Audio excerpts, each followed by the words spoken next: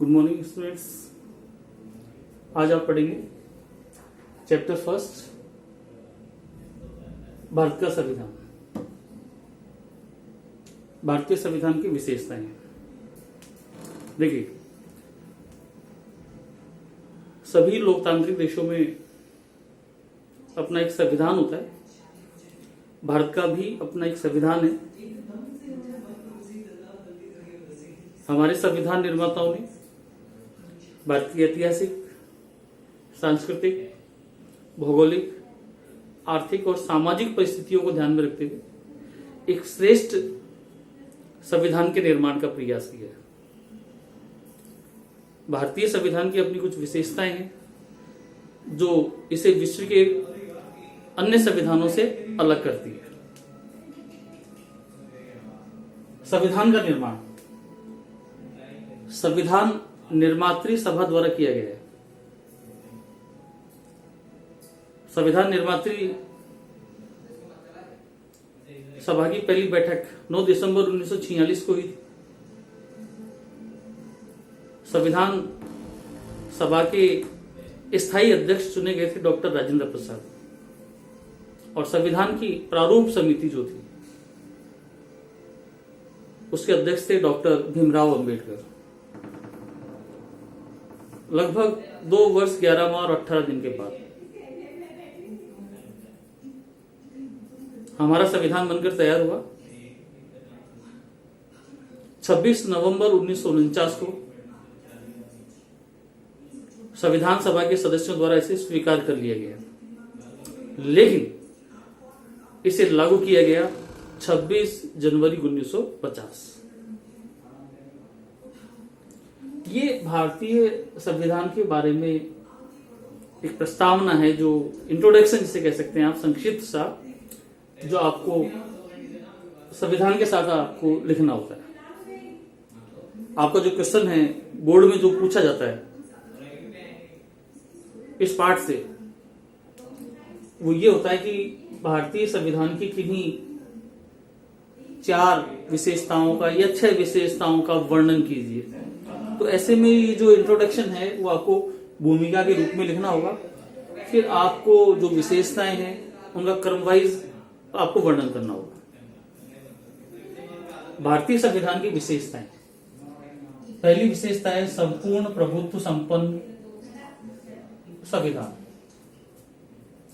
प्रभुत्व का मतलब सर्वोच्च शक्ति। संविधान द्वारा भारत को एक संपूर्ण प्रभुत्व संपन्न संविधान घोषित किया गया है। इसका आशय है कि संविधान जनता द्वारा निर्मित है, जनता ने इसे स्वीकार किया है, और शासन की सर्वोच्च शक्ति वो जनता में निहित है। प्रभुत्व का मतलब सर्वोच्च शक्ति से। संविधान द्वारा शासन की सर्वोच्च शक्ति जनता को प्रदान की गई। दूसरा है प्रस्तावना। भारत के संविधान की अपनी एक प्रस्तावना है। इस प्रस्तावना में कहा गया है कि आपने अक्सर सारी बुक्स आपने जो देखी होंगी उनके पीछे संविधान की प्रस्तावना पूरी लिखी होती है। आपके लेसन में भी है ये चीज। प्रस्तावना की शुरुआत है हम भारत के लोग।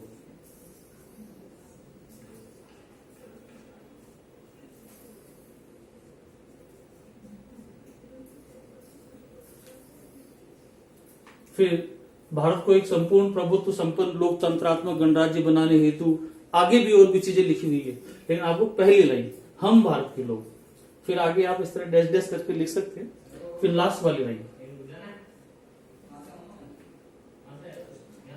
हम भारत के लोग डैश डैश डैश करके इसे अंगीकृत, अधिनियमित,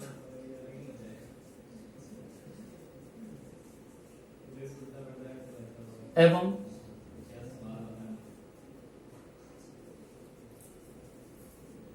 आत्मर्पित करते हैं। यानी प्रस्तावना का एक संक्षिप्त सा आपको एक सार सा लिखना है। आप पहली लाइन और लास्ट वाली लाइन लिख सकते हैं, बीच में डैश डैश करके खाली जगह।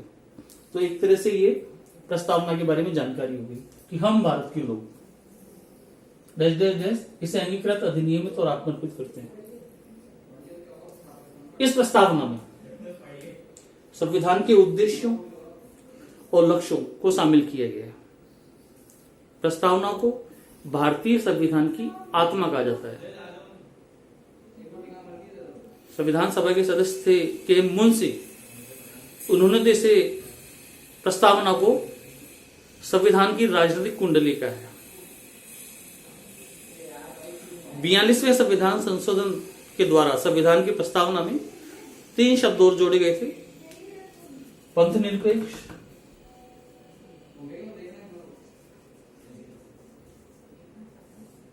समाजवाद और अखंडता। ये 3 शब्द 42वें संविधान संशोधन द्वारा संविधान की प्रस्तावना में शामिल किए गए। फिर तीसरी विशेषता भारतीय संविधान की, विश्व का सबसे बड़ा संविधान। देखिए, भारत का संविधान विश्व का सबसे विशालतम, विश्व का सबसे बड़ा संविधान है। जब ये लागू हुआ, इसमें 395 अनुच्छेद, 22 भाग, 12 परिशिष्ट और 5 अनुच्छेद थे। आप भारतीय संविधान की तुलना विश्व के अन्य संविधानों से करिएगा। ऑस्ट्रेलिया के संविधान में 128 अनुच्छेद है, कनाडा के संविधान में 147 अनुच्छेद है, अमेरिका के संविधान में मात्र 7 अनुच्छेद है। इस दृष्टि से अगर आप देखेंगे तो भारत का संविधान विश्व का सबसे बड़ा संविधान है। अगर आपसे रीजन पूछ लिया जाए कि भारत का संविधान इतना विशाल क्यों है, इतना बड़ा क्यों है, ये भी आपको आना चाहिए। दरअसल भारतीय संविधान में केंद्र राज्य संबंधों का, उनके बीच शक्ति विभाजन का, अधिकारों का विस्तार से वर्णन किया गया है। भारतीय संविधान में अनुसूचित जाति, जनजाति, उनके लिए विशेष प्रावधान शामिल किए गए। इसके अलावा भारतीय संविधान में मूल अधिकारों का, कर्तव्यों का, नीति निर्देशक तत्वों का विस्तार से वर्णन किया गया है। इस वजह से भारतीय संविधान का स्वरूप विशाल हो गया है। अगली विशेषता है लिखित एवं निर्मित संविधान। भारत का संविधान लिखित है और निर्मित है। बाकायदा संविधान निर्मात्री सभा ने संविधान का निर्माण किया है, इसे लिखा है। इसके निर्माण में 2 वर्ष 11 माह और 18 दिन का समय लगा है। अगली आपकी है भारतीय संविधान की विशेषता, संसदीय शासन व्यवस्था।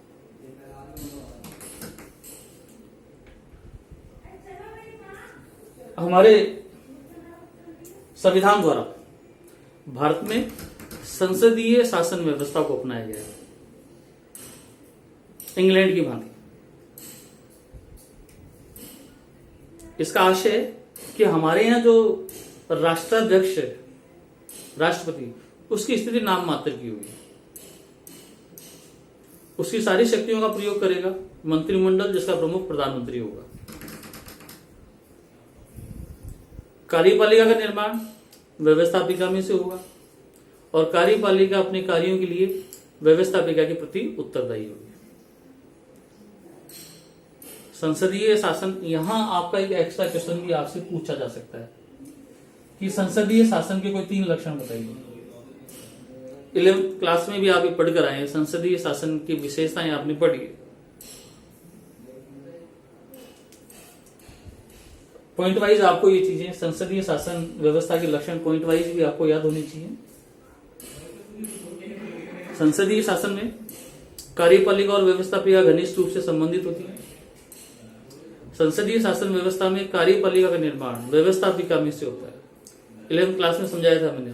पहले लोकसभा के चुनाव होते हैं, फिर स्पष्ट बहुमत प्राप्त दल की सरकार बनती है, मंत्रिमंडल बनता है। तो कार्यपालिका का निर्माण लोकसभा यानी व्यवस्थापिका में हो रहा है। तो दूसरी विशेषता, संसदीय शासन में कार्यपालिका का निर्माण व्यवस्थापिका में होता है।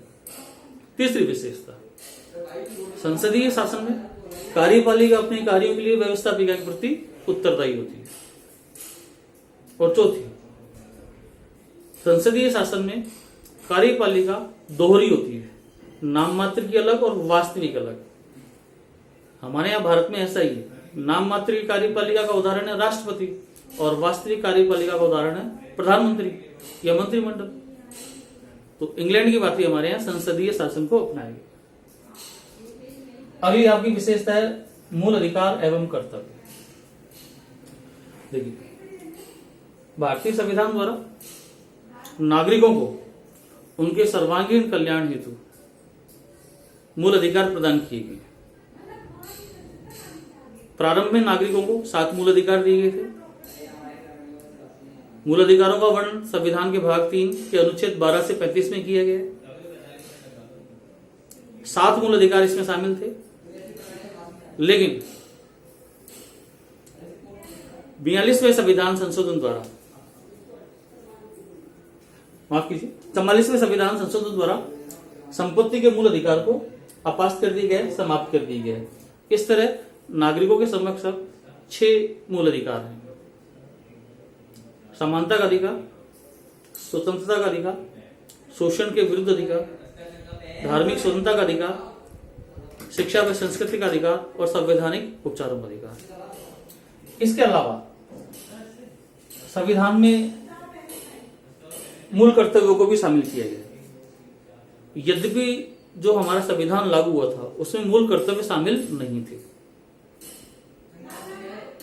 42वें संविधान संशोधन द्वारा 42वें संविधान संशोधन द्वारा 10 मूल कर्तव्यों को भारतीय संविधान में शामिल किया गया और 86वें संविधान संशोधन के बाद शिक्षा का कर्तव्य भी इसमें शामिल कर दिया गया। नीति निर्देशक तत्व, अगली विशेषता, संविधान द्वारा नीति निर्देशक तत्वों की व्यवस्था भी की गई है। भारतीय संविधान की एक अनोखी विशेषता आप इसे कह सकते हैं। नीति निर्देशक तत्व आयरलैंड के संविधान से ग्रहण किए गए। नीति निर्देशक तत्व ये राज्य के लिए सुझाव मात्र है, राज्य के लिए बाध्यकारी नहीं है। राज्य से अपेक्षा की जाती है कि राज्य जब भी अपनी नीतियां बनाए, कानून बनाए, तो इन निर्देशों को, इन सुझावों को ध्यान में रखकर बनाए। नीति निर्देशक तत्व राज्य के लिए निर्देश या सुझाव मात्र हैं, जो कि बाध्यकारी नहीं होते। 8वीं आपकी विशेषता है वयस्क मताधिकार। भारतीय संविधान द्वारा वयस्क मताधिकार के सिद्धांत को अपनाया गया। इसका आशय कि सभी वयस्क नागरिकों को मताधिकार प्राप्त होगा। संविधान में 21 वर्ष की आयु निर्धारित की गई थी। 21 वर्ष की आयु प्राप्त सभी भारतीय लोगों को बिना किसी भेदभाव, धर्म, भाषा, जाति, लिंग के भेदभाव के बिना मताधिकार प्राप्त होगा। लेकिन 61वें संविधान संशोधन के बाद अब 21 वर्ष की आयु को घटाकर 18 वर्ष कर दिया गया है। अगली कुछ विशेषताएं हैं जो आप नेक्स्ट क्लास में आप पढ़ेंगे। धन्यवाद।